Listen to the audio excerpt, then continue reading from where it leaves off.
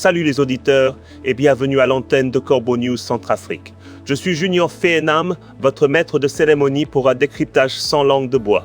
Aujourd'hui, on met le cap sur Batangafo, une île qui semble avoir été oubliée du monde moderne. Je suis depuis le studio C de Corbeau News Centrafrique et j'ai le plaisir d'accueillir notre infatigable journaliste, Lucie, pour une analyse qui promet d'être piquante. Bonjour Lucie. Bonjour Junior. Toujours un plaisir d'être à tes côtés pour décortiquer ces sujets qui frappent les Centrafricains de plein fouet. Et celui-ci, crois-moi, est une aberration. Je n'en doute pas une seconde, Lucie. Lance-nous le sujet, car l'heure est grave. Depuis près d'un mois, Junior, les abonnés d'Orange à Batangafo, dans la préfecture de Luam-Fafa, sont tout simplement coupés du monde. Le réseau est mort et enterré. La panne que l'on qualifie de prolongée paralyse les communications, bien sûr, mais aussi les transactions financières. Et croyez-le ou non, plusieurs activités administratives. Les difficultés d'accès aux services de télécommunication continuent de peser sur les populations vivant à l'intérieur du pays. À Batangafo, les habitants dénoncent une interruption interminable du réseau Orange qui dure depuis presque un mois, sans aucun signe de rétablissement à ce jour. Un mois sans réseau, Lucie. Mais c'est une éternité dans le monde d'aujourd'hui. C'est carrément une coupure du monde pour ces gens, non? On parle de Batangafo, pas d'un hameau perdu au fin fond de la jungle amazonienne. C'est exactement ça, Junior. Selon plusieurs témoignages recueillis sur place, les appels téléphoniques, l'accès à Internet et les services financiers mobiles sont à l'arrêt. Imagine la colère des utilisateurs qui avaient acheté les forfaits de connexion juste avant la panne. Ils voient leur crédit expirer sans avoir pu en profiter une seule seconde. Les opérations de transfert d'argent et de paiement mobile sont également paralysées. Cette interruption a des conséquences désastreuses sur le fonctionnement des services publics. Junior. Des habitants indiquent que certains fonctionnaires n'ont toujours pas pu percevoir leur salaire du mois précédent en raison du blocage des transactions passant par les services mobiles. Quant aux commerçants et aux petits entrepreneurs, ils font également face à des difficultés gigantesques. De nombreuses activités dépendant désormais des communications électroniques et des paiements numériques.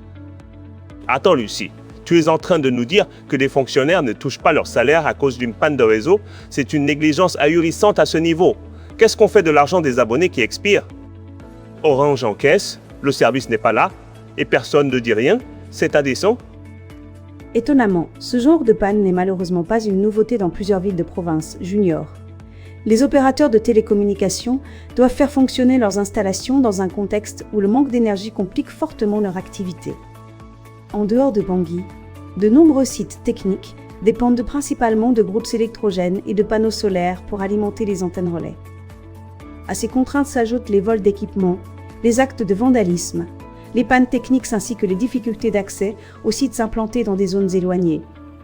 Lorsque des réparations sont nécessaires, les équipes techniques doivent souvent quitter Bangui pour parcourir plusieurs centaines de kilomètres sur des routes fortement dégradées, ce qui rallonge les délais d'intervention et augmente les coûts d'exploitation. Donc, si je comprends bien, on est dans un cercle vicieux, pas d'énergie, des vols, des routes dégradées, mais qui est responsable de cette faillite de l'État dans les provinces? Lucie, c'est une histoire qui ne tient pas la route. Pourquoi ne pas investir dans la sécurité et les infrastructures de base? Est-ce que le dictateur Faustin Archange Touadéra est au courant que ses concitoyens sont coupés du monde? Ou est-ce que cela ne l'intéresse pas? C'est la question que se posent les habitants de Batangafo, Junior. Ils demandent un rétablissement rapide du réseau afin de retrouver l'accès aux communications, aux services financiers mobiles et aux différentes démarches administratives devenues complexes depuis le début de cette interruption. Selon les témoignages recueillis, rien ne fonctionne avec Orange à Batangafo depuis près d'un mois, une situation qui affecte le quotidien de milliers d'abonnés. C'était un reportage poignant de Cyprien Samba. Merci Lucie pour ces éclaircissements qui nous montrent encore une fois la réalité du terrain. Merci à toi Junior. Pour nous joindre, Corbeau News Centrafrique est sur WhatsApp au +20 36 56 56 56 ou par téléphone au +20 36 72 72 72 72 72. N'hésitez pas à nous envoyer vos témoignages. Merci de votre écoute et à bientôt. Au revoir Junior.